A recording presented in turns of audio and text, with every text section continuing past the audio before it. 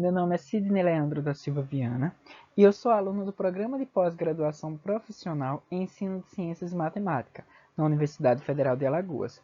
Estou desenvolvendo o trabalho que tem como título Aprendizagem baseada em problemas, uma proposta metodológica para o ensino da educação financeira no ensino médio, por meio de unidades de ensino potencialmente significativas.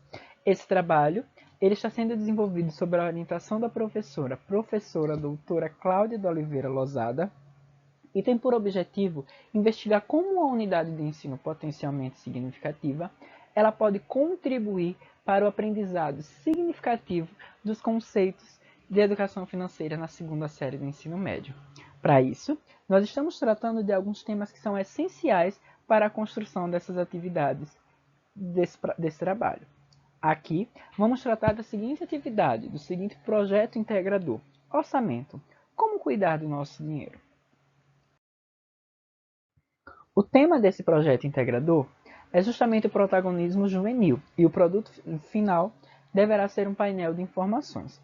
A justificativa para sua realização está na compreensão das noções de matemática financeira, bem como o entendimento de como ocorre a elaboração do orçamento financeiro, dando condições para contribuir ativamente na administração consciente das finanças de sua família, planejando e sendo protagonista da sua própria história.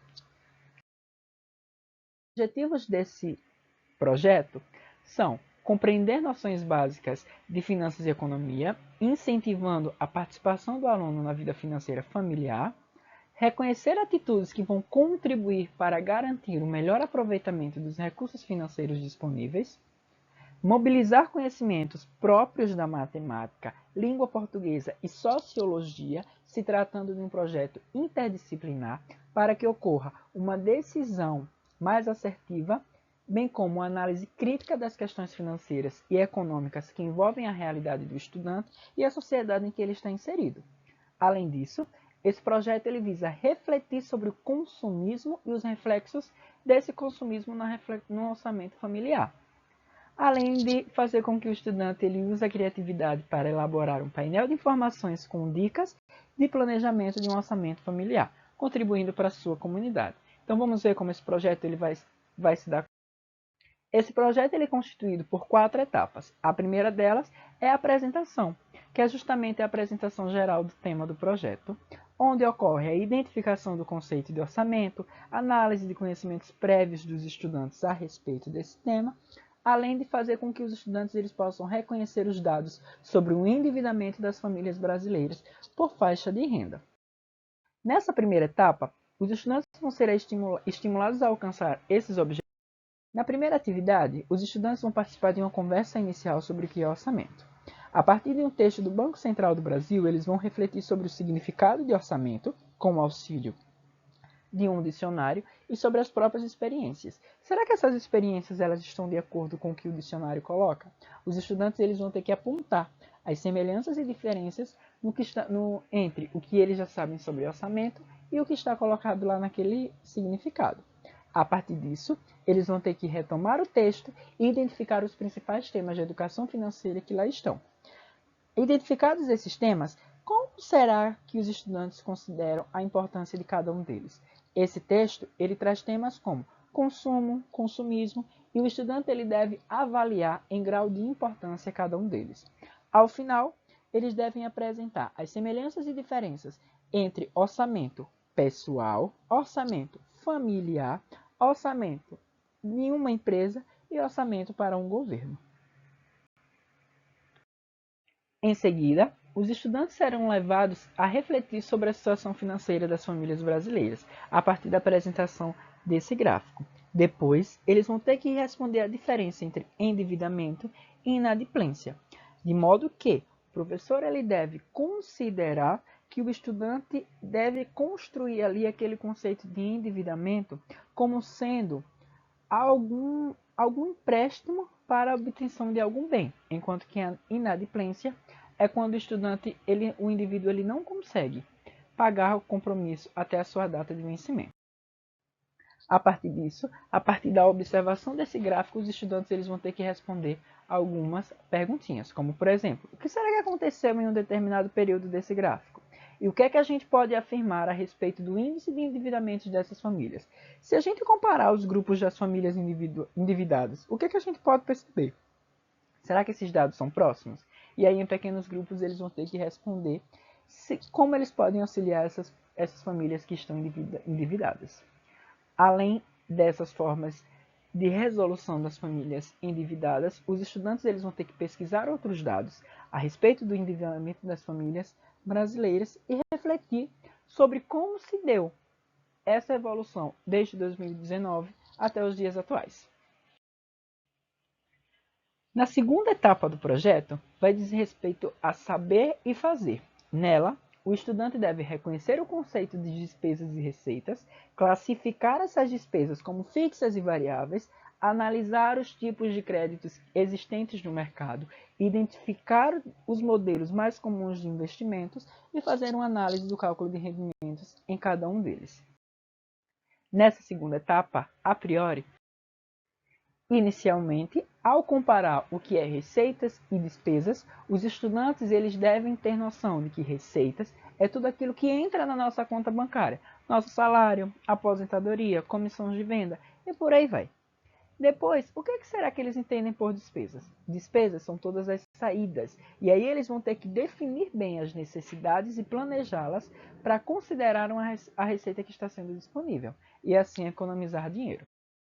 Essas despesas, elas podem ser classificadas como as despesas fixas, que são as despesas que são pagas todos os meses, com os mesmos valores, como aluguel, prestação da casa, prestação do carro, entre outros. E as despesas variáveis. As despesas variáveis são aquelas que variam de acordo com o consumo. E alguns exemplos são os gastos como a alimentação, a conta do telefone, de energia elétrica, os gastos com os transportes e etc.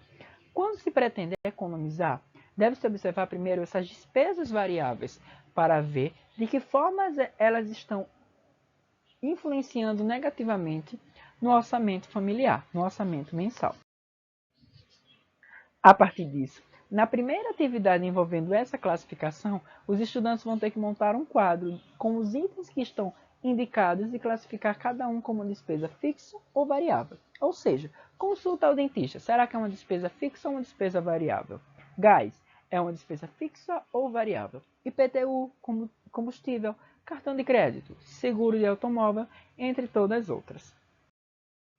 Em seguida, depois que os estudantes eles já vão saber quais são os componentes de um orçamento familiar, eles vão ter que começar a avaliar as despesas, as receitas e as despesas que eles já têm. E o primeiro passo para isso é examinar os gastos pessoais. É o que propõe a segunda atividade. No item A, eles perguntam se o estudante já recebe algum dinheiro da família periodicamente e o que é que ele já faz com esse dinheiro, mais conhecido como mesada. Depois, os estudantes eles vão ter que verificar as despesas mensais. Quanto gasta? Em que gasta? De que forma aquele dinheiro está saindo da sua conta? A partir de uma lista dos gastos nos últimos meses. E em seguida vão classificar como despesas fixas ou variáveis. Lembrando, despesas fixas são aquelas despesas que todos os meses estão sendo pagos com os mesmos valores. E as despesas variáveis são aquelas que vão variando entre um mês e outro. A partir disso, os estudantes eles vão elaborar um gráfico que vão representar os gastos dessa lista. E aí será que existe um tipo de gráfico mais adequado para isso? Cada aluno vai ter que refletir e vai ter que justificar a sua própria escolha. Na terceira atividade, ela faz uso da lista que foi usada anteriormente. E os estudantes eles vão ter que analisar novamente os seus gastos, respondendo aos seguintes questionamentos. Em qual item ele teve mais gasto? Se esse item é uma despesa fixa ou variável? E será que existe algum item que poderia gastar menos? Qual seria? Né? Guardadas todas essas informações, porque elas vão ser úteis para as próximas etapas. Mas como fazer um orçamento familiar? Primeiramente, o orçamento familiar ele é definido como uma ferramenta de planejamento financeiro, geralmente com o formato de uma tabela, e que aí vão apresentar as receitas e as despesas de uma família e vão auxiliar no controle financeiro familiar, já evitando algumas surpresas inesperadas, bem como alguns alcances negativos naquele mês. Né? Para isso, nós podemos listar algumas atitudes que devem ser tomadas na construção desse orçamento familiar. O primeiro seria conversar com os membros da família a respeito da importância de se ter um orçamento familiar. Utilizar uma ferramenta para fazer esses registros das despesas e das receitas. Essa ferramenta ela pode ser um Excel, uma tabela no próprio papel ou, quem sabe, vários aplicativos que já existem.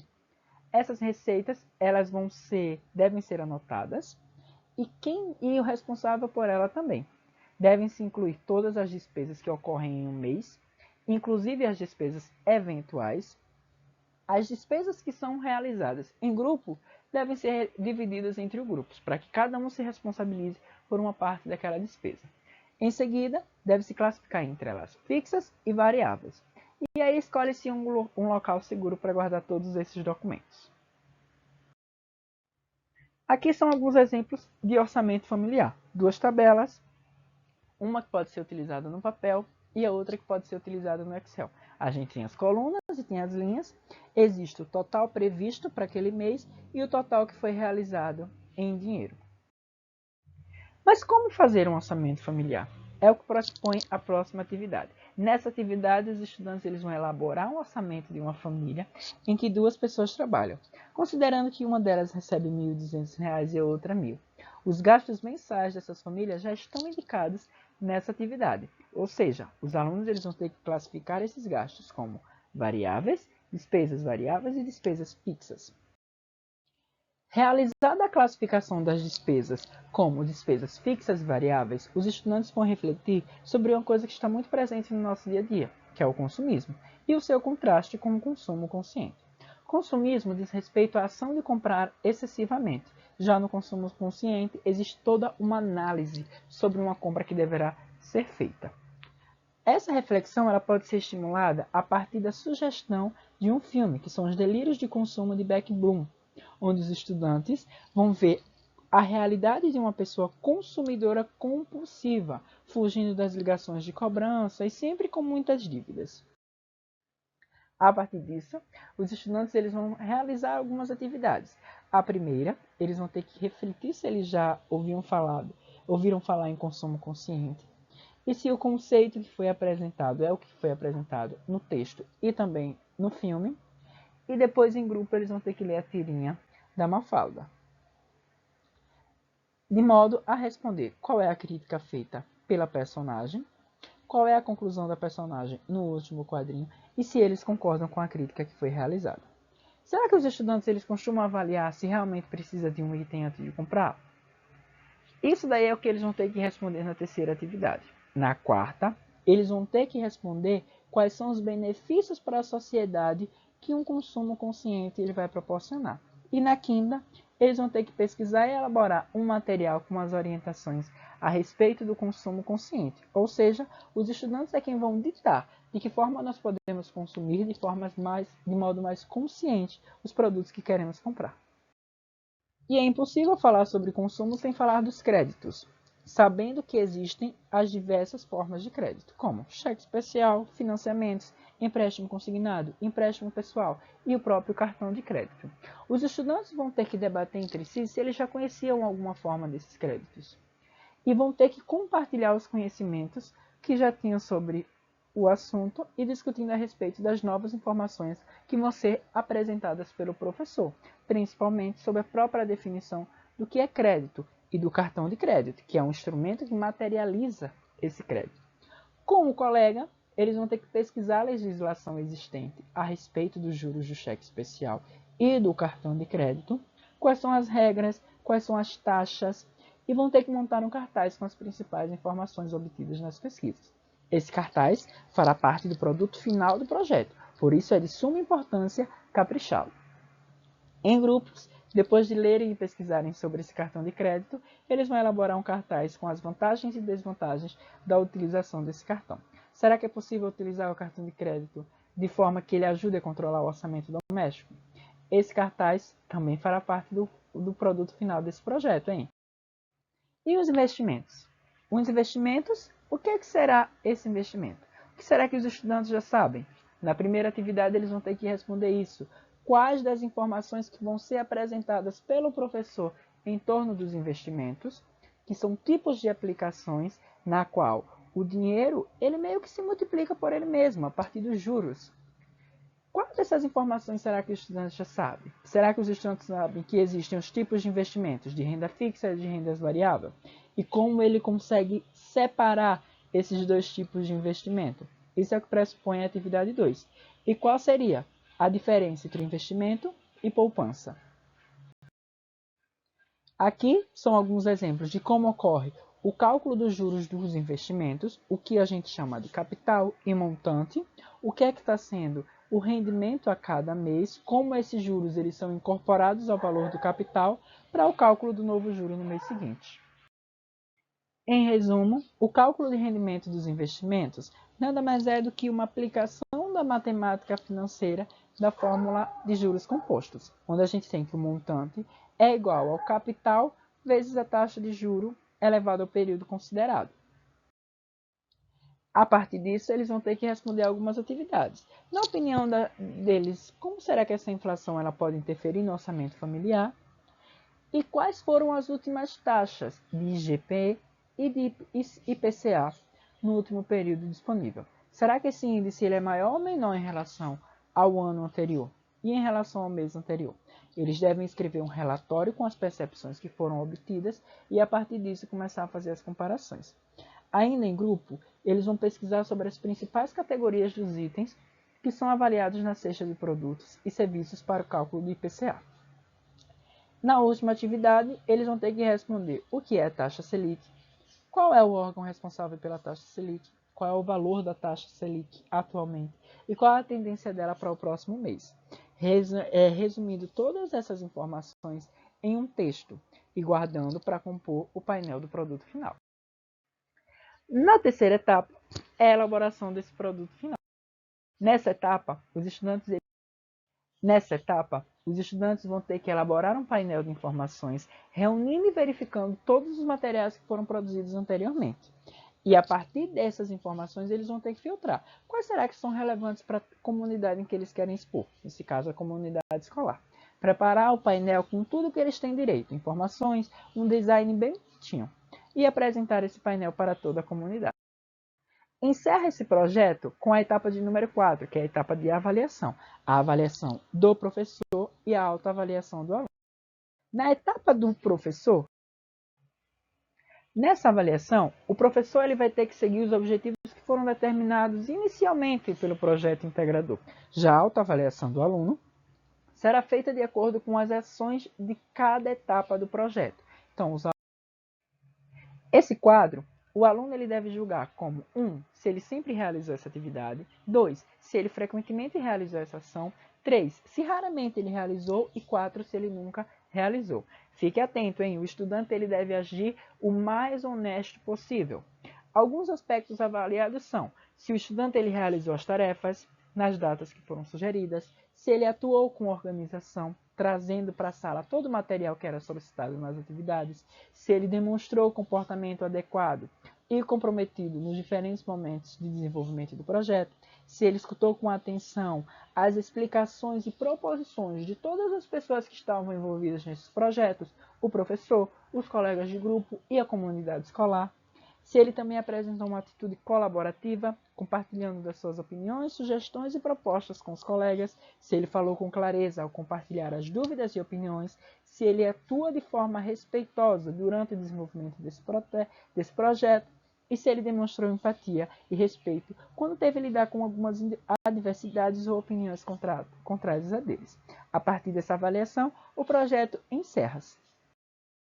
Desta forma, agradeço à Universidade Federal de Alagoas, ao Centro de Educação, ao PPG-SIM e ao Matedetec por todo o apoio prestado no desenvolvimento desse trabalho. Muito obrigado a todos.